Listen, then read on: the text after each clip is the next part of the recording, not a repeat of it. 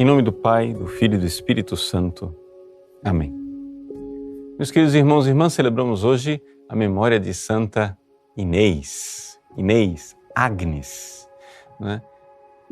Essa memória de uma mártir tão jovem, com 12 anos de idade, é privilegiada pela liturgia de rito romano exatamente porque Inês sofreu o martírio em Roma.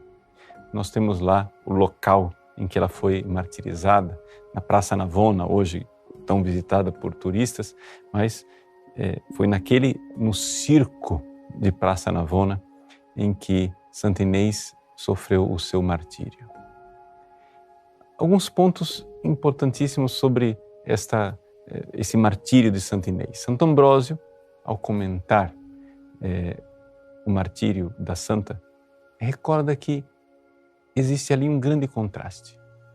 Ou seja, o contraste da fragilidade física do corpo de Inês, que não somente tinha 12 anos de idade, mas, pelo visto, era bastante franzina, ou seja, tinha membros tão pequenos que ninguém achou algemas grandes o suficiente para prendê-la.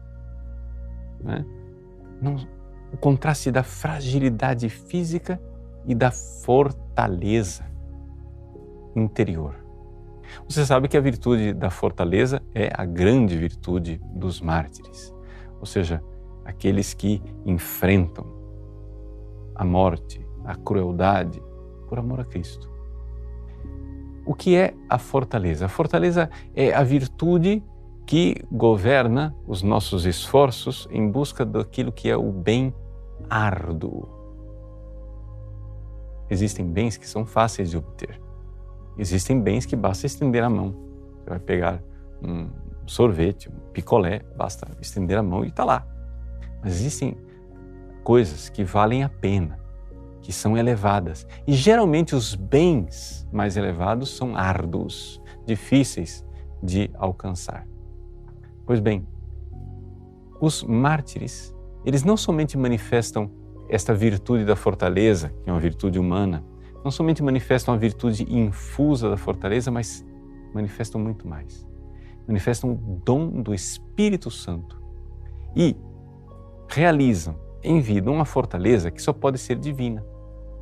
Ao lermos as atas do martírio de Santa Inês, nós ficamos admirados de ver o quanto o testemunho dessa menina chegou a abalar os próprios carrascos, que, diante das manifestações do poder de Deus naquela frágil menina de 12 anos de idade, começaram a temer de executá-la. E ela mesma, cheia do Espírito Santo e dessa fortaleza, se apresenta para dizer: tirem logo a vida deste corpo que pode ser amado por alguém que não seja o meu esposo celeste, Jesus. Santo Ambrósio diz: nem uma noiva recém-casada correria para os braços do seu esposo com o entusiasmo e com o amor com que Inês correu para o seu martírio. Mas não somente isto. Santa Inês não somente era frágil fisicamente, mas como também moral e juridicamente, sendo mulher, menor de idade, ela nada podia fazer.